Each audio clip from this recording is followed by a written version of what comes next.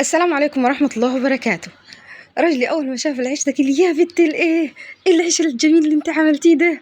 قلت له عشان تعرف، بس عشان تعرف مرتك إني أنا مش هننام الليل، أنا مش هننام الليل وأنا أندور لكم على الوصفات وعلى طرق العيش ومن هنا ومن هنا عشان نطلع لكم أحسن ما عندي ونخليكم تاكلوا أحسن الأكل اللي في الدنيا. وأصلا أنا كدابة أصلا أنا طلع معايا صدفة، والله طلع معايا بالصدفة البحتة يعني. أنا داخلة لا بيا ولا عليا نعمل العيش المرحرح، العيش الفلاحي العادي المصري ده اللي أنا متعودة أنعمله.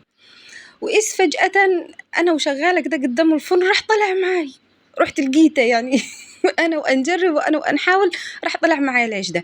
العيش ده ينفع جدا إنه هو يبقى عيش سريع، العيش السريع المستعجلة اللي ما وراهاش، اللي وراها قصدي حاجة ومستعجلة وعايزة ضروري يبقى عندها عيش، فده ينفع. ده حنسموه العيش السريع. ده ممكن يكون في ناس أتخبزه مش عارفة، لو حد يخبزه يقول لي.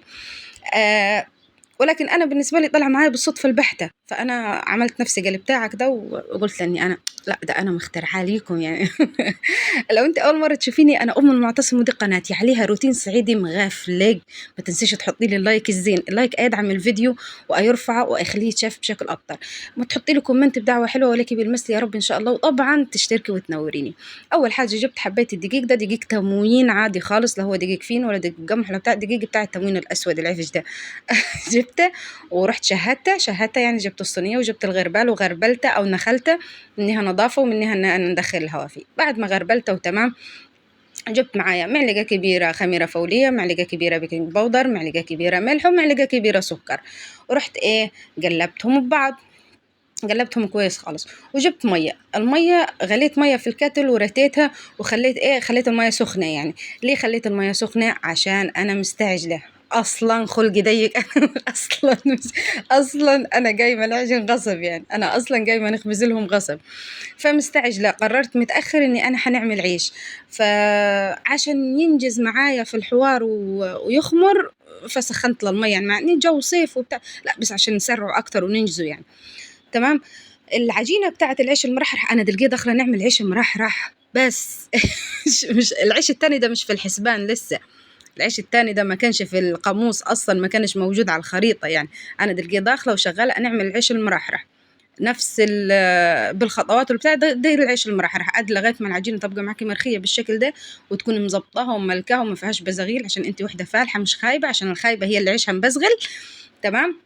فتروحي وتروحي تغطيها وتسيبيها عاد تخمر مع نفسها. رحت جبت مقرصاتي من فوق ونزلت بهن تحت وبدأت ان انا انتقرصهن. هتخلي بالكم النهارده هنخبز في فرني، اللي عارفني عارف ان انا ليا فرن حلوه جديده صغيره قاعده تحت، واللي ما عرفنيش فانا نقول لك ليا فرن جديده صغيره حلوه قاعده تحت. فرن انبوبه برضو، صاج اللي هي الحديد دي نقولوا عليها فرن انبوبه بتاعت خبيز بس صغنونه، اللي هي كد فرن حتشوفوها دلقيتي حتشوفوها. هي كد فرن الكهرباء ولكن أنبوبة، هتشتغل بالأنبوبة. تمام. جبتها خليتها قريبة مني هنا تحت، عشان زي كده لو حنخبز لي خبزة ما نقعدش طالعة ناس، أنا أصلا رجلي وجعانة وخلقي ضيق، ويعني جبتها عشان تقعد قريبة مني تحت. تمام. بدل ما نطلع الدور التاني، وعشان لو عايزة نعمل قروص، عايزة نعمل صينية حاجة بتاع، تبقى قريبة عليا وتبقى سهلة يعني. تمام. حاطين لها الأنبوبة وقاعدة سهلة ومحكمة كده وصغنونة، لا حتستهلك مني أنابيب ولا غاز، وسهلة في الاستخدام، أفضل يعني، أفضل من الفرن الكبيرة اللي فوقني. أنا عشان نعمل له صينية حاجة أو نعمل لي بتاع، نحب لازم حنشغلها كلها طبعا، فحنستهلك أنابيب وحنستهلك غاز، وإحنا ناس موفرين وناس مدبرين.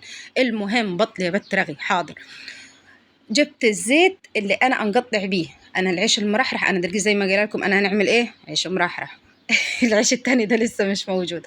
فالعيش المرحرح انا انقطع بالزيت، اني انا نقطع العجينه ونغطسها في الزيت ونروح وزي ما انتم شايفين نحط على المقارص ونحط حواليها. انا ابدا من اول رغيف قطعته وهكذا.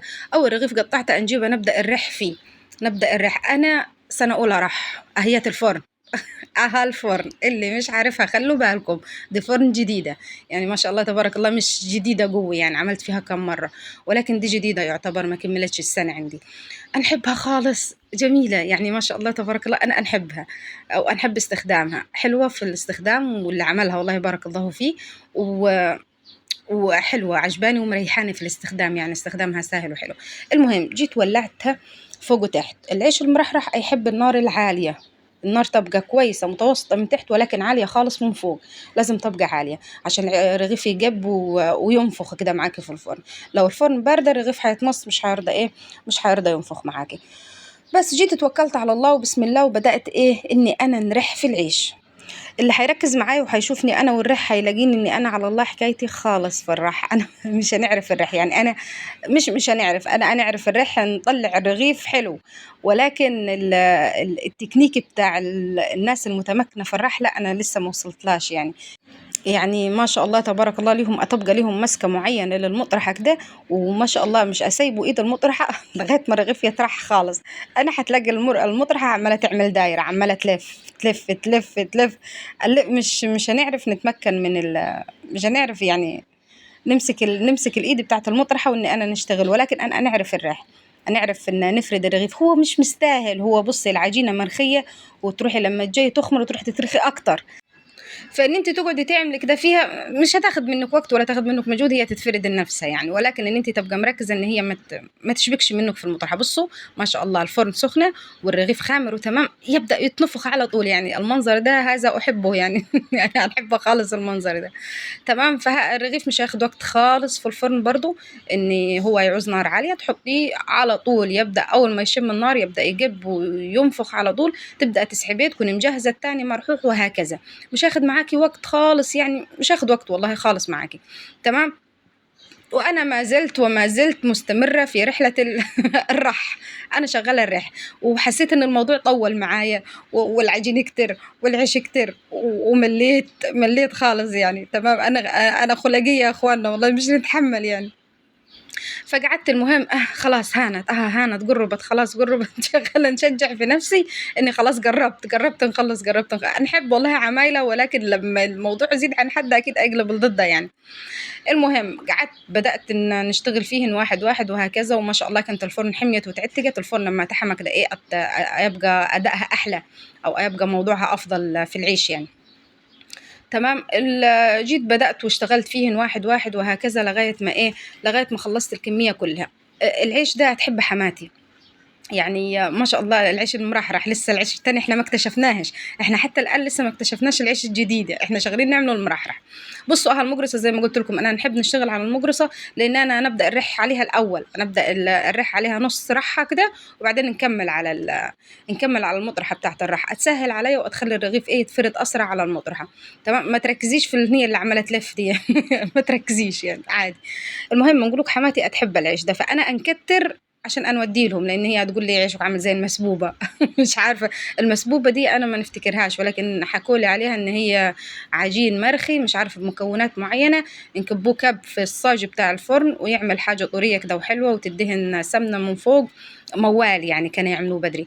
فانا هنحاول نجيب الطريقه هنيتها وهنعملها المسبوبه دي، ولكن هي تقول لي عيشك ده شبه المسبوبه يعني بما انه طري كده ويبقى حلو يعني، يبقى طري خالص ما شاء الله، هش طري كده خالص، بسبب كمان حته العيش اللي اكتشفناه اهواتي ده اللي ورا انا جيت زي ما قلت لكم مليت في الاخر وزهقت، والعيش اللي مقطع على البتاع ده بدأ يخمر يعني، بدأ يخمر وأنا زهقت من الرح يعني. لسه هرح، ابتديت نتلفاه هو على المقرصة، روح رصه في الفرن، ما رحيتش ولا دبيت ولا فردت ولا عملت أي حاجة، زي ما هو على وضعه. بدأت ناخده على المطرحة على طول، وروح ايه نحط في الفرن زي ما هو كده. ورحت ايه بس هديت النار كده شوية من فوق، لان النار كانت عاليه خالص، ورحت هديتها ورحت قفلت الفرن شويه وفتحتها، لقيتها ما شاء الله شكلها يفرح، شكله جميل، نفخ كده نفخ خالص، ومن جوا عمل حته لبه حلوه كده، وطري طراوه فظيعه يعني ما شاء الله، بقى طوري طراوة فظيعة. ولكن اختراع يا اخوانا، اكيد في حد يخبزه في بلدهم، واكيد يعني مش اختراعي انا، ولكن انا اكتشفت النهارده بالنسبه لي.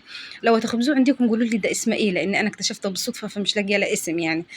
ولو وصلتي لحد هنا ما تنسيش تحطي لي لايك للفيديو وتشتركي وتحطي لي كومنت بدعوة حلوة ولك بالمثل يا رب إن شاء الله، والسلام عليكم.